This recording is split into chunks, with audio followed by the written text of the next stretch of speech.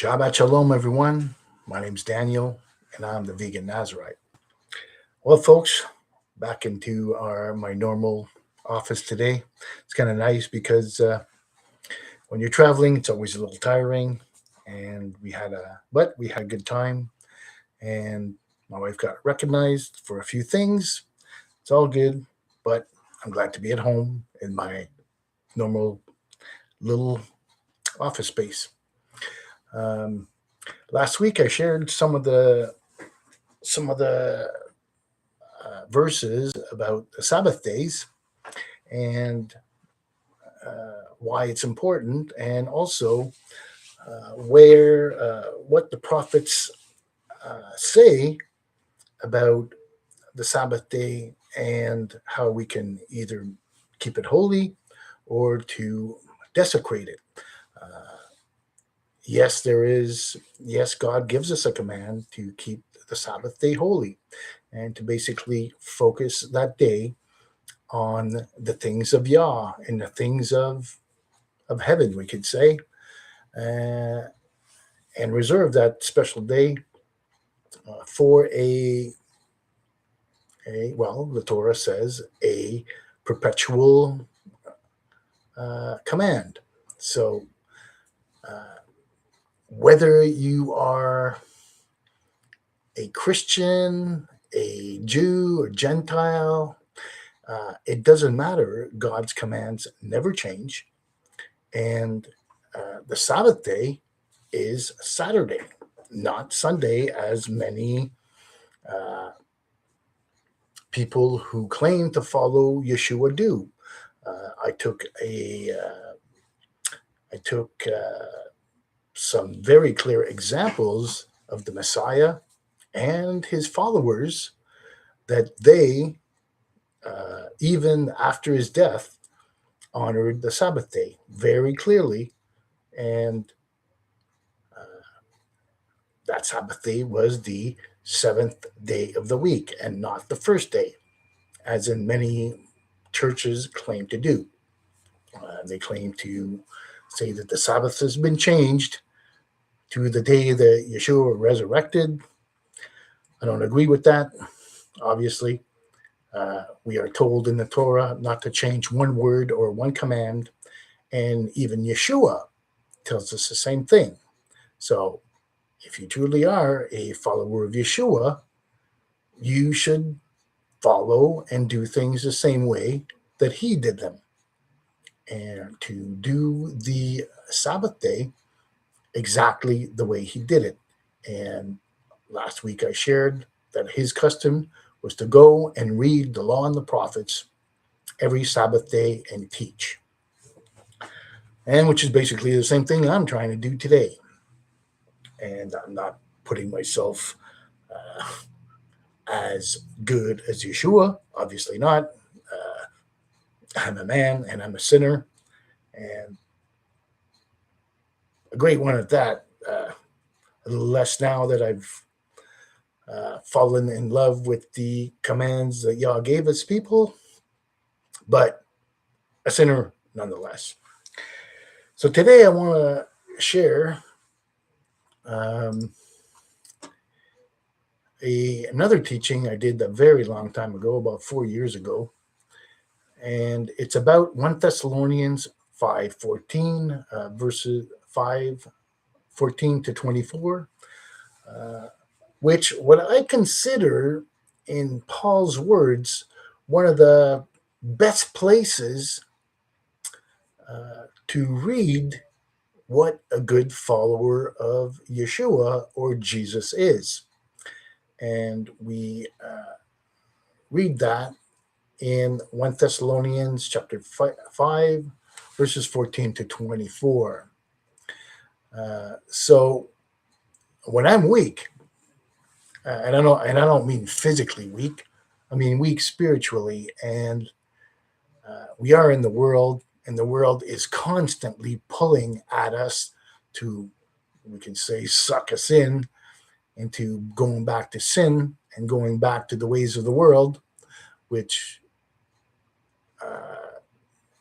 are not very good. Um, So when I'm weak, I read these verses. I've not found any other place in the Bible that better summarizes how to be a good follower of Yeshua. Um, and for those of you who know some of my teachings, you will also see one of my favorite verses because it's contained in this excerpt from the Bible. So let's start 1 Thessalonians chapter 5, verses 14 to 24. Now we exhort you, brethren, warn them that are unruly, comfort the feeble minded, support the weak, be patient towards all men. See that none render evil for evil unto any man, but ever follow that which is good, both among yourselves and to all men. Rejoice evermore, pray without ceasing, in everything give thanks, for this is the will of God in Yeshua concerning you. Quench not the spirit, despise not prophesying, prove all things, hold fast that which is good. Abstain from all appearances of evil, and the very God of peace sanctify you wholly. And I pray God, your whole spirit and soul and body be preserved blameless unto the coming of our Lord Yeshua. Faithful is he that calleth you, who will also do it.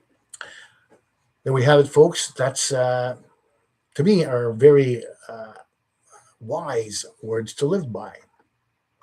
Today we're going to focus on verses 14 and 15. You're going to get my take on what exactly Paul meant when he wrote to the assembly in Thessalonica. This time, we don't need a rocket scientist to figure it out. Paul is issuing simple and direct recommendations. And I do say recommendations because as I've grown older and wiser, even Paul is not able or not allowed, we could say, to add or remove from the Torah. So, according to the Merriam-Webster Dictionary, exhort means to incite by argument or advice, or urge strongly. Another way we could put it would be when somebody strongly recommends an action or thing. And in this excerpt of the Bible, that's exactly what Paul is doing. He's giving us his recommendations for us to be good followers of Yeshua. And personally, I find it a little bit of a funny thing. Well, not really funny, but more of a peculiar thing. The first thing he recommends in verse 14 is warn them that are unruly. So, what does Paul actually mean by that? Most in the churches today will tell you that you're not to judge anybody. Don't judge, and don't put your will onto others. And this is completely in the opposite. Warn them that are wrong. So it begs the question, who needs to be warned? Paul here is writing to brethren. So he's actually speaking to brothers and sisters in the same faith that he is, which is basically people that have accepted Yeshua and the Torah. He's not speaking to the worldly population.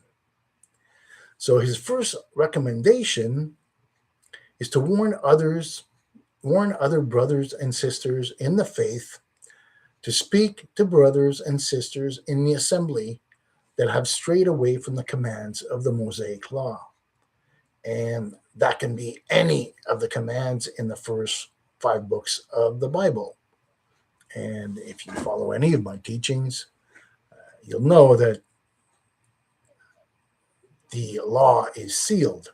So we can't add or remove any command from the Torah or the first 5 books of the Bible. So Paul here is saying that we have a duty to warn the believers that are disobedient of the ways of the Torah. And that can be any one of the commands in the Torah. The 10 Commandments in Exodus chapter 20, or any other commands found in Leviticus, Deuteronomy. When someone strays, we, as followers of Yeshua, have an obligation to bring them back to the straight and narrow path. Yeshua teaches us that we should be looking for the lost sheep of Israel and bring them to him as our shepherd. This responsibility is given to us as believers and not to the general population of the world. And folks, that can be a daunting task. I'll share the first time I was told, we could say, led by the Spirit, we could say, to talk to another person. I kept doubting what the Spirit of Elohim was asking me to do. And this is a little bit of a testimony, but I'm going to admit it, that I was basically led to do this task, kicking and screaming. I kept doubting what the Spirit of Elohim was asking me to do. And I was basically put in a situation where I had no choice but to do what the Spirit was telling me to do, or face some very serious consequences. So in the end, I did it, and I received one of the greatest blessings I received in my life for actually doing it. So that's the Spirit at work, folks. You may hear a voice. You may hear, you may see, get a dream. You may see a vision. And these are the ways that the Spirit of God uses to tell his people what to do. And I know there are many skeptics out there. Most churches don't even believe in the spiritual gifts anymore. But I am here to tell you and even witness that the Spirit does work today as it did in the days of old. And I'm talking about the days of Pentecost, when Joel's prophecy was fulfilled and God put his Spirit upon all flesh.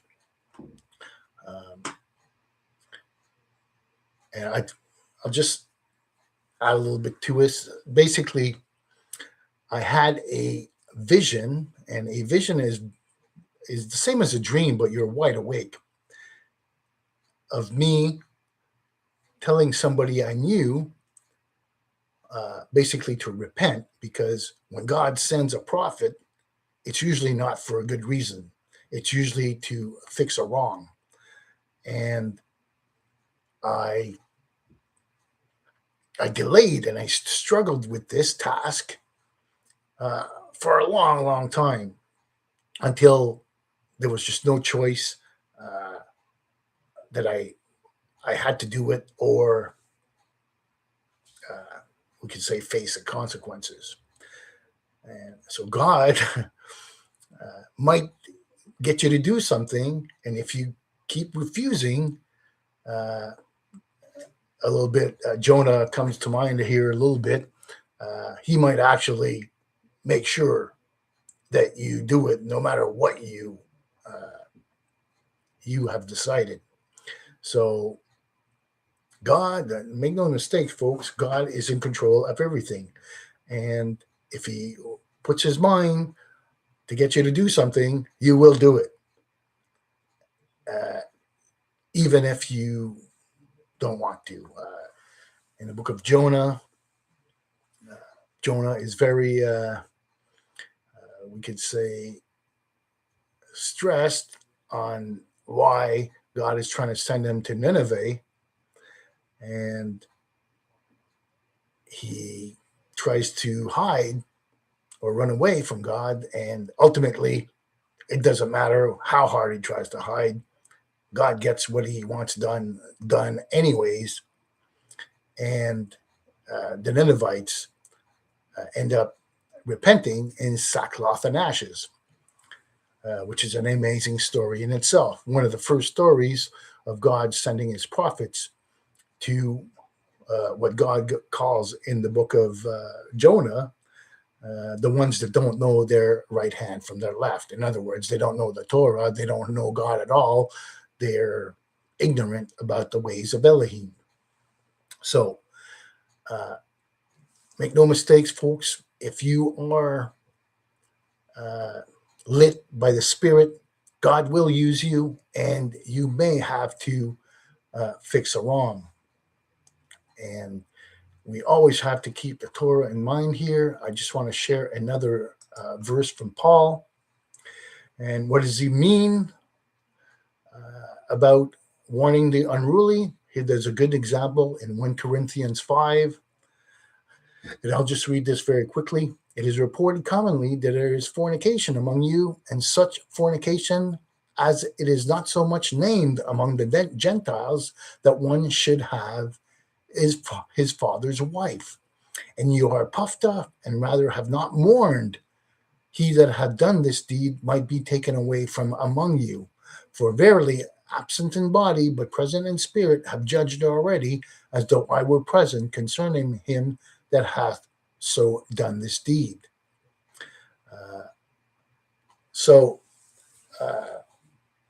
here's an example, also in the New Testament, in another of Paul's epistles,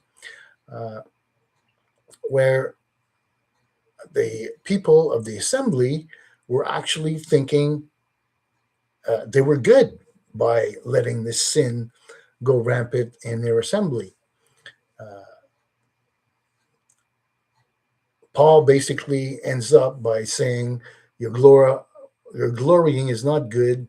Know ye not that a little leaven leaveneth the whole lump? Purge out therefore the old leaven, that you may be a new lump, as ye are unleavened. For if in Yeshua our Passover is sacrificed for us. And then he goes in verse 9, I wrote you in an epistle not to company with fornicators. So, and verse 10, ye not altogether with fornicators of this world, or with the covetous, or extortioners, or with idolaters, for them ye must needs go out of the world. So Paul is basically using the Torah or the Ten Commandments.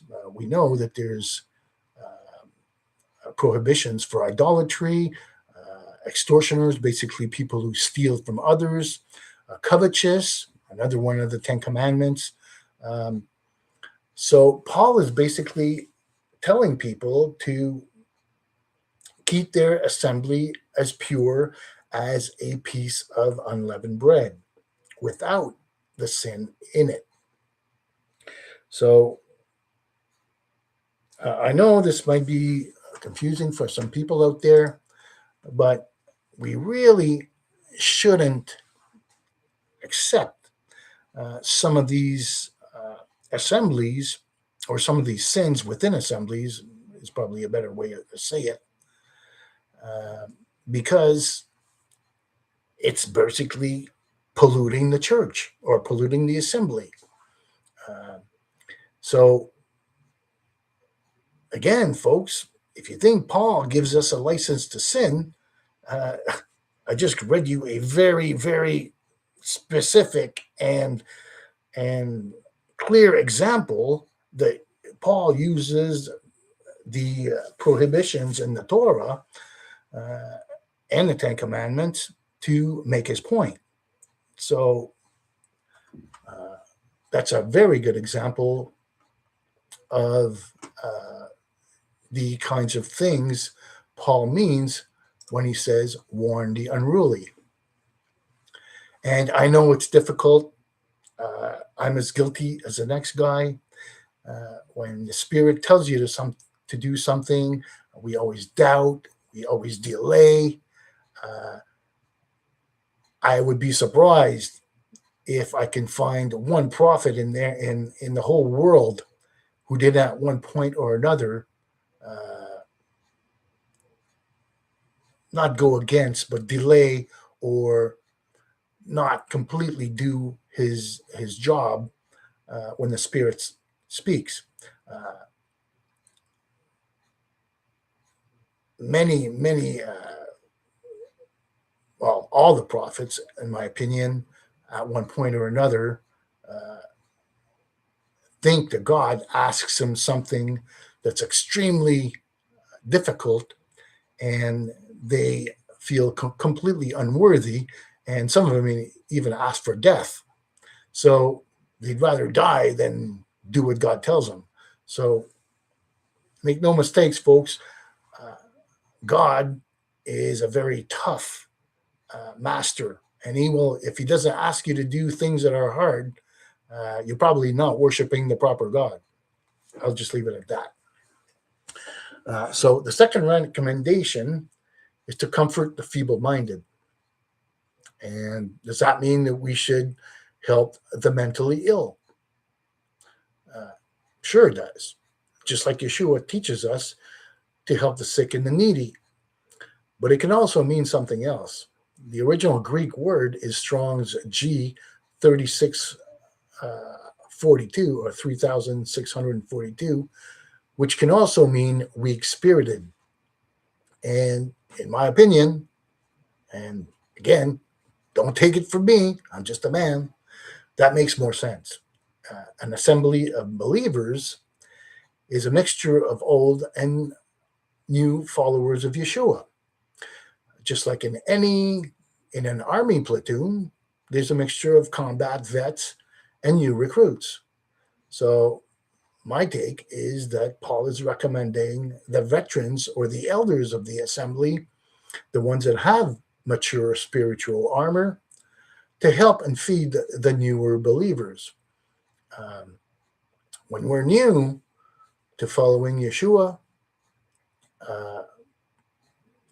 we don't have the, how can I say that, the whole armor of God solid.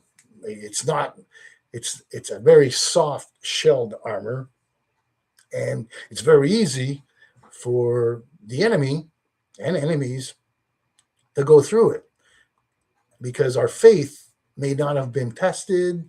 We may not be 100% convinced in the teachings of the Torah. So it makes a lot of sense to me to basically rely more on the elders of the assembly, who were probably a lot more tested in their faith than some of the younger folks.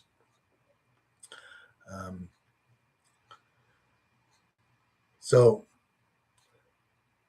that's my take on that verse. Paul's third recommendation is to support the weak. So my wife still does, and I used to work in the retirement home also. And when I first started working there, I learned a few things about compassion. Sometimes the elderly need a very strong support. Some of them are so weak that they may have a problem doing simple tasks such as unlocking the door. I don't consider myself a strong man at all, but some may perceive you to be superhuman just because you can turn a key. So don't miss any opportunity to be a superhuman. Spend some time with some person that may need a steady hand. And again, You will be rewarded for it, perhaps not in this kingdom, but Yeshua teaches us uh, that we'll be rewarded in the next one. And let's go there now. Um, for that, I'm going to bring you to Matthew 25,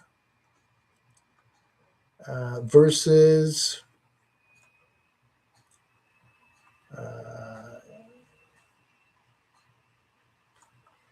34 to 46. I'm just going to read it quickly. Then the king shall say unto his right hand, Come ye, blessed of my Father, inherit the kingdom prepared for you from the foundation of the world. For I was hungered, and you gave me bread. I was thirsty, and you gave me drink. I was a stranger, and you took me in. Naked, and ye clothed me. I was sick, and you visited me. I was in prison, and ye came unto me. Then shall the righteous answer him, saying, Lord, when saw we thee hungered and fed thee, or thirsty and gave thee drink? When we thee a stranger and took thee in, naked or clothed thee, or when we saw thee or in prison or came unto thee? And the king shall answer and say unto them, Verily I say unto you, inasmuch as you have done it unto the least of my brethren, ye have done it unto me. So here Yeshua is teaching us to the good works that we do onto the we could say the more vulnerable people in life, uh, the poor, the widows, the children who may not have parents. Uh, he's basically saying that any good deeds we do onto some of those vulnerable people, that we are actually doing them onto him. Well, there we have it, folks. These are some of the treasures that are stored in heaven. There are good works that never go away, never get forgotten, and that put us in a good mind with the Father and Rabbi Yeshua. So Yeshua basically teaches us that the rewards by doing good works onto some of the lesser persons in Israel, we will be rewarded for it in the next life. The final version recommendation in verse 14 is to be patient towards all men. The key word here is all. We need to be patient towards all men and women, not just the ones we like. And again, Yeshua teaches us that even if we're nice to the people we're not getting any treasure stored in heaven. Everybody does that. It's a lot more difficult to be nice to the enemies and the one that use us and abuse us. So all means all persons. There's no difference whether they are from a different religion, race, or creed. Um, then in verse 14, and again, I know, folks, this is very hard to do. The first time I started praying or forgiving the people who hurt me, uh, it was one of the hardest things I ever had to do in my life. But with prayer, and Yeshua teaches us, ask and you shall receive. Uh, ask the Father in the name of Yeshua to help you with these things. And if your heart is good and you are doing this in all honesty, you really want to be able to do this, to pray for your enemies and pray for the ones who hate you and revile you. Yeshua says, God will help you with that. And I know for a fact because at first it was very difficult for me and I basically couldn't do it until I asked.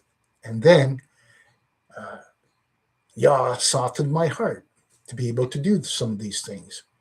And trust me, it goes against every will of your carnal mind. The carnal mind will want you to do revenge onto these people, to hurt them as much as they hurt you. Uh, but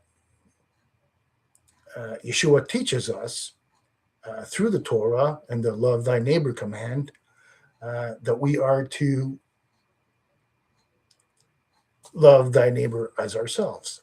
So I know it's hard. Some of these things are very hard to do, folks. Uh, some of them it took me years to be able to do. And again, it was only through prayer and a sincere heart and desire to want to do these things that I was able to do them. And even today, people will try to hurt me or my family, and I want to go back to the ways of the carnal mind and try to hurt these people.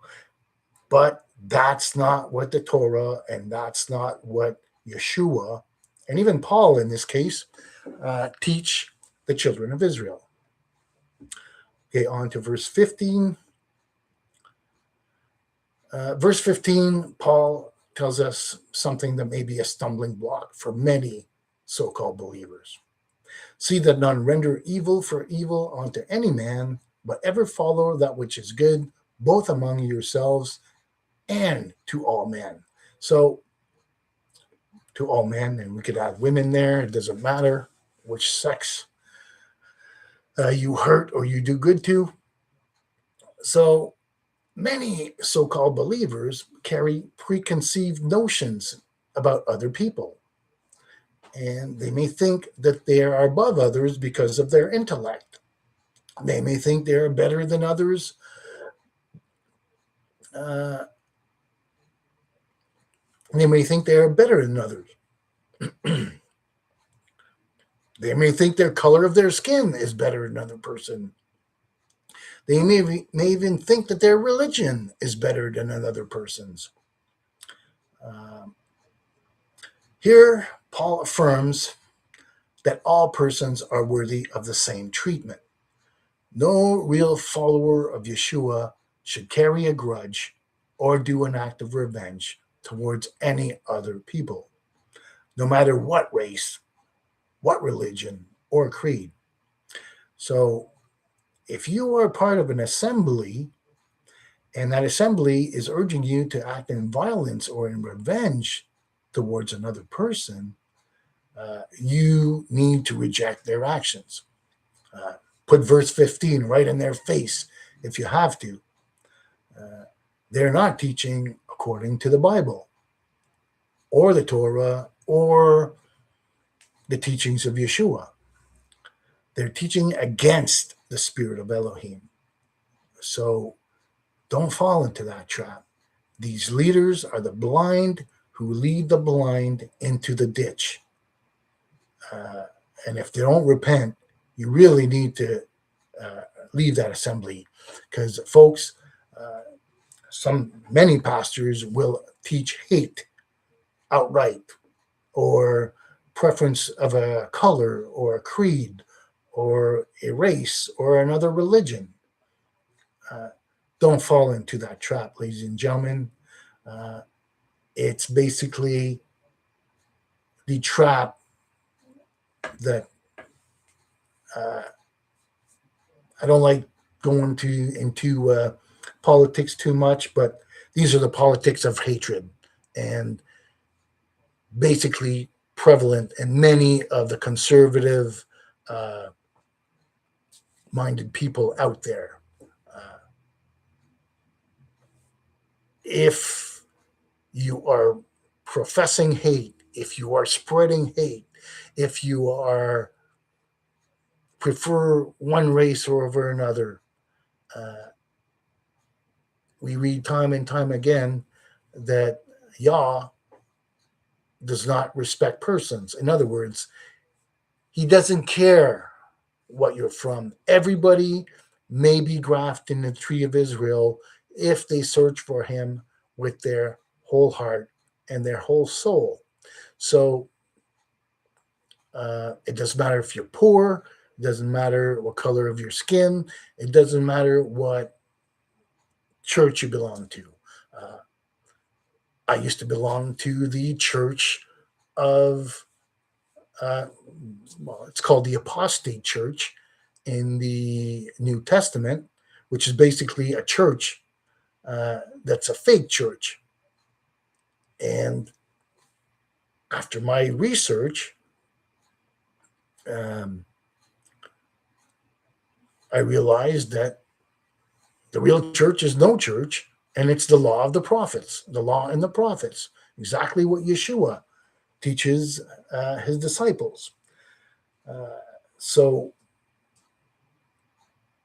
no matter which church you belong to, God has the power to put you on the path of the law and the prophets. So, a person could be a very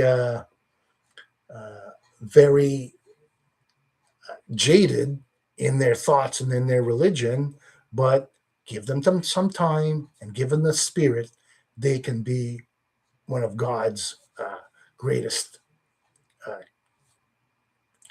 teachers. Look at Paul.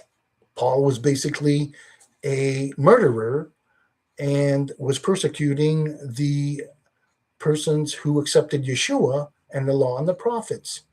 And he ended up writing a good part of the Bible. Look at Moses. Moses was a murderer also. And also King David, another murderer with the Beersheba thing, where he basically sent her husband off to war to have him killed. We could argue that David should have known better because he did know God at the time. So it doesn't matter what sin or what church or what past deeds you have done. Yah can take a person that's very bad and turn him into a saint.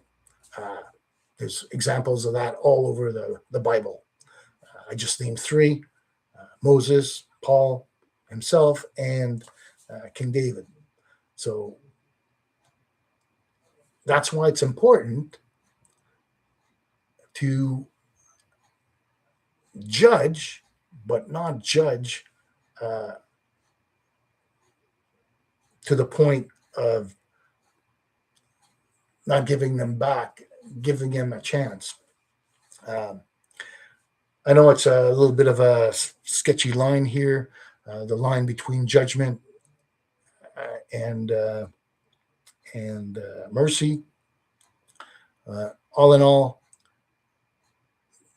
I'm trying to say here is basically God can take the most wicked of persons and turn them into something completely different. There we have it, folks. Another edition of the Vegan Nazarite Sabbath day teaching. This one on 1 Thessalonians 5:14, part 2.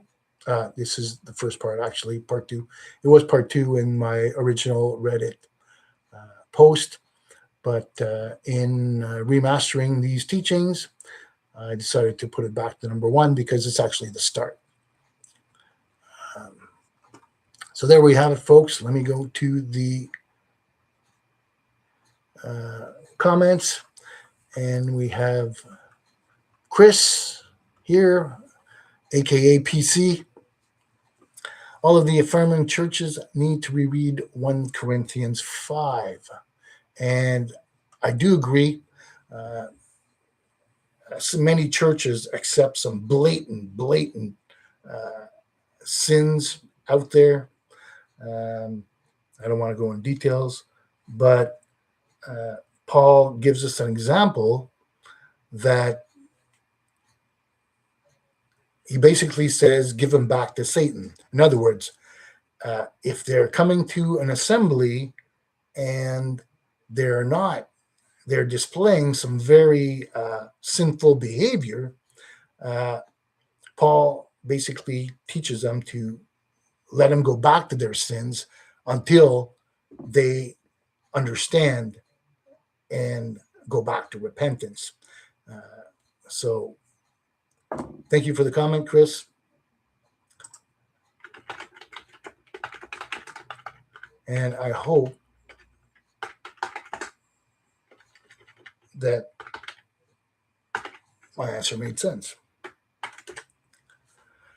And on that note, I want to wish everybody a good Shabbat Shalom and a joyful, peaceful day in the Sabbath and in reading the Law and the Prophets. Usually, my wife and I, after my little post, we do the Torah portion and pretty much spend the rest of the day until in the Law and the Prophets. Either there's lots of videos and teachings out there, so there's lots to do, and may Yah bless you on the Sabbath day, and may He keep you in His ways. My name is Daniel, signing off for another edition. Shabbat Shalom, everyone.